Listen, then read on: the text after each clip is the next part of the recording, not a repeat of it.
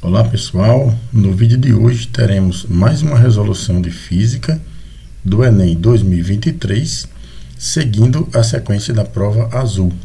Será a questão 112, um problema sobre óptica que aborda o espectro da luz visível. Vamos então ao problema, né? Então olha só, questão 112, Enem 2023, prova azul. Informações digitais, né? Dados são gravados em discos ópticos, como CD e DVD, na forma de cavidades microscópicas. A gravação e a leitura óptica dessas informações são realizadas por um laser. Quanto menores as dimensões dessas cavidades, mais dados são armazenados na mesma área do disco. O fator limitante para a leitura de dados, né, é o espelhamento da luz pelo efeito de difração, fenômeno que acontece quando a luz atravessa um obstáculo com dimensões da ordem do seu comprimento de onda. Essa limitação motivou o desenvolvimento de lasers com a emissão em menores comprimentos de onda, possibilitando armazenar e ler dados em cavidades cada vez menores. Em qual região espectral se situa o comprimento de onda do laser que otimiza o armazenamento e a leitura de dados em discos de uma mesma área? As opções são a cor violeta, azul, verde, vermelho e infravermelho. O funcionamento dessa tecnologia de leitura e gravação de CDs, DVDs e até mesmo de Blu-rays, né, que são discos ópticos, que são conhecidos como mídias digitais. Vamos observar aqui o funcionamento básico do circuito. A animação foi feita de uma forma bastante simplificada para que fique fácil o entendimento. Então nós temos aqui na animação praticamente o resumo de todas as informações aqui do enunciado.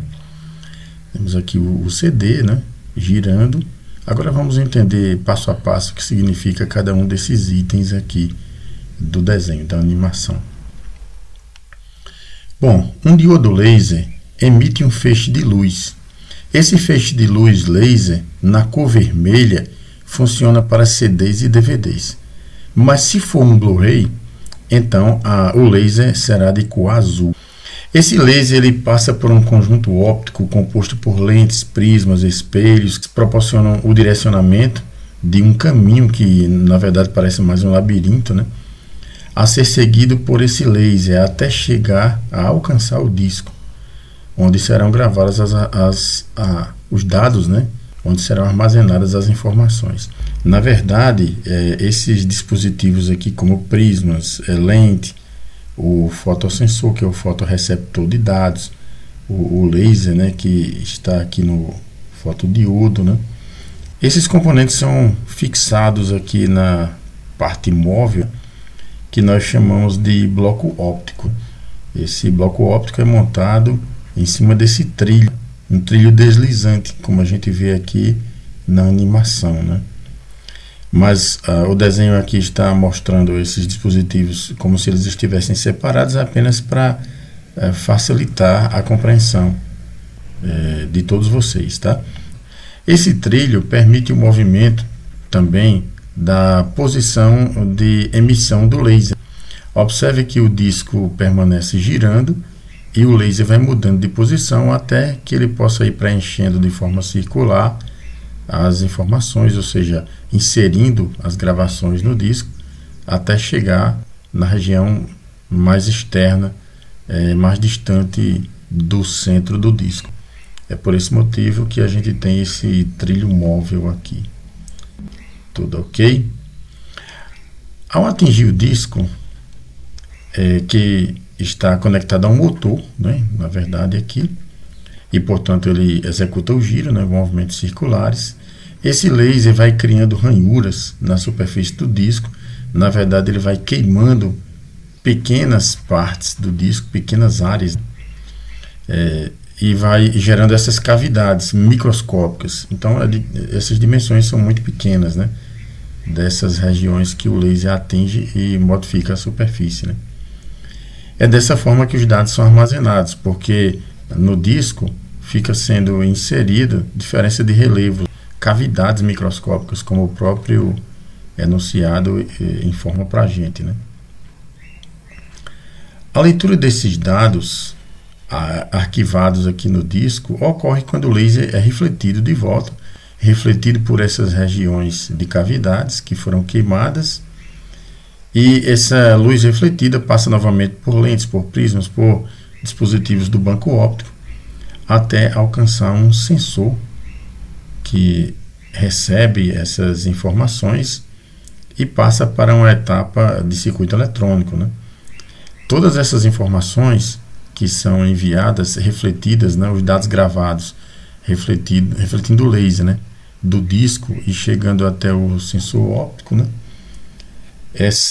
o dispositivo que faz a leitura, né, que captura os dados, todas essas informações são binárias. Elas são transmitidas em forma de níveis lógicos, né, o máximo e o mínimo, 0 e 1. É assim que nós temos as gravações de áudio, de vídeo, de texto, etc., né? Os dados armazenados no disco. Ok, pessoal? Bom, no entanto, a questão aqui se refere à maior capacidade de armazenamento de dados no disco, né? E para isso, aliás, só é possível armazenar grande quantidade de dados se a gente tiver cavidades cada vez menores numa mesma área. É necessário diminuir o comprimento de onda da luz, né? Quanto menores as dimensões dessas cavidades, mais dados são armazenados na mesma área do disco, né? Mas para que essas cavidades sejam realmente reduzidas, né, a ponto de termos uma maior quantidade delas em uma só área do disco, é necessário que a frequência do laser realmente seja maior, porque frequências maiores da luz proporcionam a existência de comprimentos de onda cada vez menores. Na figura aqui ao lado, nós temos um exemplo, né, mostrando como é que essas cavidades são feitas no disco. Como é que o laser marca a superfície do disco, queimando essas pequenas regiões, né? Algumas partes são mais compridas, outras são mais curtas, outras são aparentemente como pontos. Então, essas partes queimadas do disco são as regiões de armazenamento de dados. Aqui ao lado nós temos uma comparação entre as cavidades nos CDs, nos DVDs e também nos Blu-rays, né? Veja que nos CDs a quantidade de informações gravadas no disco é bem menor e, portanto, as cavidades são maiores. Nos DVDs, as cavidades ficam menores porque a quantidade de dados é maior, né? Agora, quando se trata do Blu-ray, né, nós temos cavidades bem reduzidas comparadas com o DVD e o CD. Veja que para que seja possível proporcionar essas cavidades tão pequenas em uma mesma área, é necessário realmente aumentar a frequência da luz no momento da gravação. É por isso que os Blu-rays usam luz azul. Veja nessa figura que essas diferenças de relevo, né, as cavidades e as regiões que não foram feitas cavidades, elas refletem a luz no momento da leitura em forma de dados binários, mínimo e máximo, 0 e 1. Observando o espectro da luz visível, quanto maior a frequência da luz, menor será o comprimento de onda. Então, para que seja possível armazenar uma maior quantidade de dados, é necessário elevar a frequência da luz, consequentemente haverá uma redução do comprimento de onda. Porque quanto menor a frequência, o comprimento de onda é maior, né?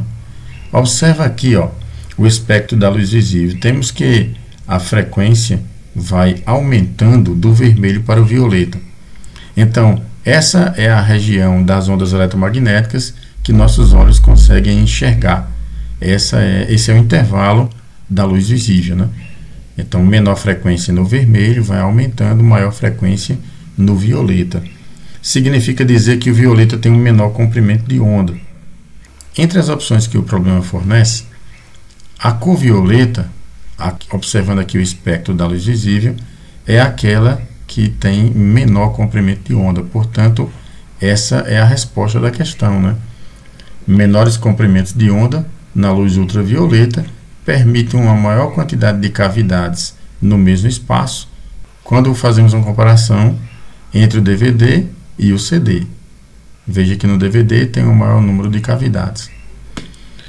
Ok, pessoal? Bom, em resumo, todas essas figuras aqui responderam o problema, mas eu acredito que talvez tenha facilitado a compreensão de todos vocês. Fiquem com Deus e até a próxima.